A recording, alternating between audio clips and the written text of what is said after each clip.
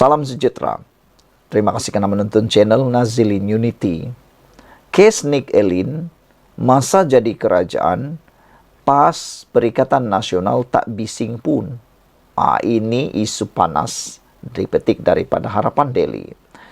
Pas PN dilihat hipokrit dengan cuba membina persepsi kononnya Kerajaan Madani pimpinan Datuk Seri Anwar Ibrahim tidak bertindak membantu menyelamatkan Mahkamah Syariah.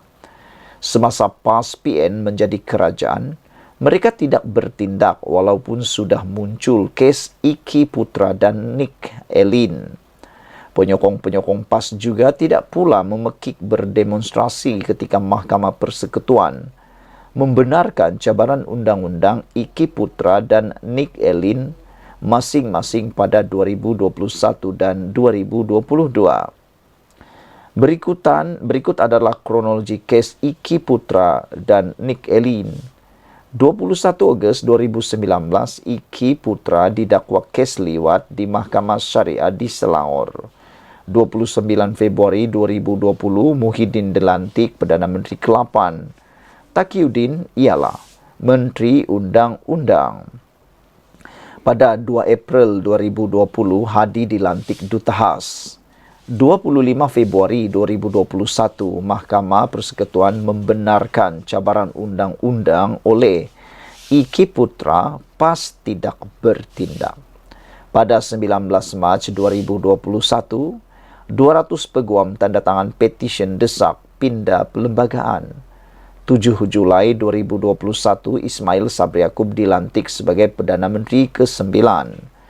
25 Mei 2022, Nick Elin failkan notis usul cabar perkara dalam Kanun Jenayah Syariah Kelantan. 30 September tahun 2022, Mahkamah Persekutuan membenarkan cabaran undang-undang oleh Nick Elin, PAS masih tidak bertindak. 13 Oktober tahun 2022, Nick Elin failkan petisyen. 19 November tahun 2022, pilihan raya umum ke-15. Pada 24 November 2022, Anwar dilantik Perdana Menteri yang ke-10. 19 Januari 2023, 3 Majlis Agama Islam Wilayah Kedah Selangor terima kebenaran jadi sahabat Mahkamah Amicus Curiae. Pada 24 Oktober 2023, Hadi beri kata dua di Parlimen, kalau PH tidak bertindak, kami akan bertindak. Namun, apabila kuasa di tangan selama 33 bulan, PAS tidak bertindak. Tetapi kini menuding jari salahkan Kerajaan Madani. Pada 14 November 2023, Harakat Daily mula terbit artikel menyerang Kerajaan Madani.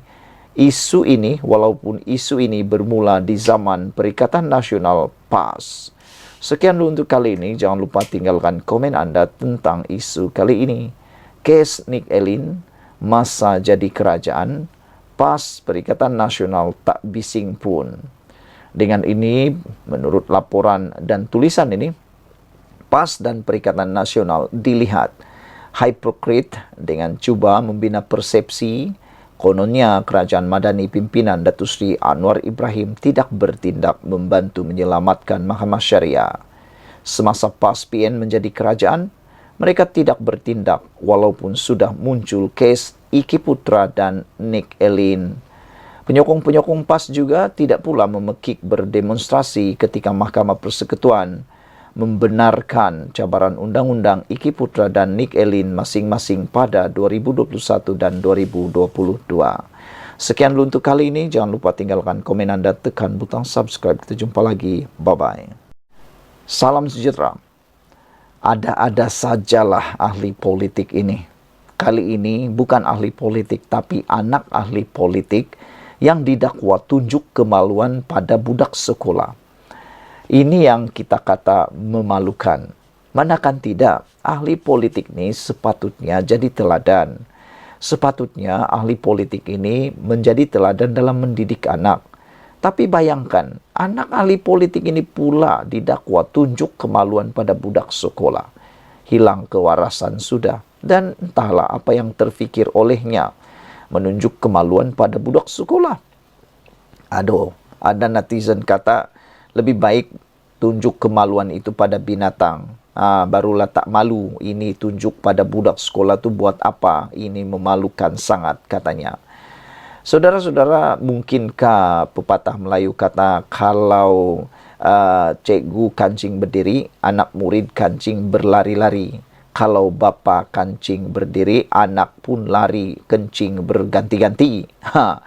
Jadi adakah itu adalah petunjuk bahwa ahli-ahli politik di Malaysia ini adalah ahli politik yang gagal bukan saja dalam kepimpinan, tetapi mungkin gagal dalam mendidik anak sendiri. Kalau mereka berjaya mendidik anak sendiri, pastilah anak-anak yang mereka hasilkan itu bukanlah anak yang menunjukkan kemaluan pada budak sekolah.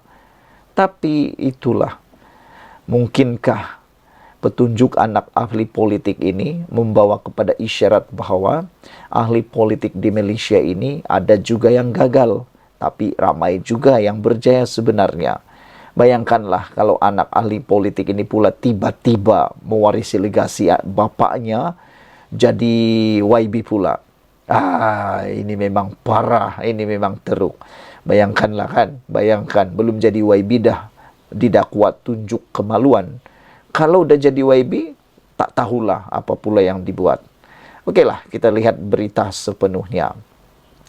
Anak seorang ahli politik di Sabah dihadapkan ke mahkamah atas pertuduhan amang seksual dengan menunjukkan kemaluan kepada seorang pelajar tingkatan 5 berusia 17 tahun. Muhammad Nazmi Abdul Manan, 25 tahun, bagaimanapun mengaku tidak bersalah ketika pertuduhan dibacakan di hadapan Hakim Rosli Ahmad di Mahkamah Session Tawau, lapor Berita Harian. Nazmi didakwa melakukan kesalahan itu pada 13 Disember lalu dalam kenderaan di tepi jalan di Jalan Pokas, Kuala Bebang, Sempurna, kira-kira jam 2.30 petang.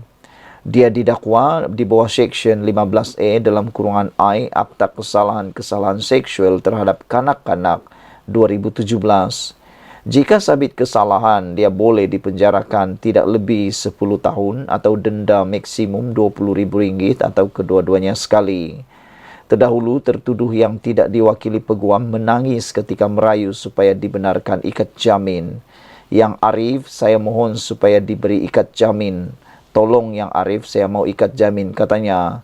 Bagaimanapun, timbalan pendakwa raya Muhammad Saimi Suraina berkata, kes itu tidak boleh diikat jamin dan menetapkan 12 Mac sebagai tarikh pengurusan dan sebutan semula kes.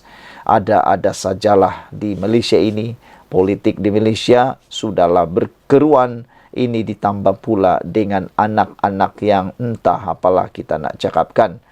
Jadi apapun komen anda, terpulanglah. Masing-masing kita memikirkan, didiklah anak anda dengan sebaik-baiknya.